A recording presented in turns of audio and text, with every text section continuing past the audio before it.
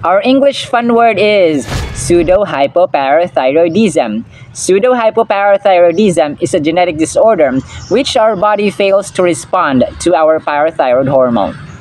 At itong konting kalamang dapat na alam mo. Alam niyo ba ng durian mga sombreros may scientific name na Duris bifinus at ang langka may scientific name na Artocarpus heterophylla ay hindi talaga magkabilang sa isang pamilya sa botany?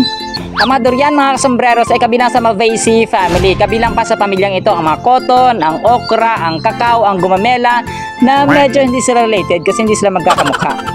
Habang ang mga langka mga sombreros ay kabilang sa Moraceae family. Kabilang sa Moraceae family ang marang, ang breadfruit, ang kamansi at iba pa. At yan ang konting kalamang dapat na alam mo. Muli po ito po si Kasombrerong Dennis na nagsasabing ang buhay ay mas lalo nagiging masaya, mas lalo nagiging puno ng faith, hope, and love pag si Lord Jesus Christ ang ating Panginoon, tagapagligtas at pag-asa. Muli po, maraming salamat po sa sumasama sa journey ng learning, ng wisdom, ng knowledge. See you sa next segment and paalam po. Bye-bye!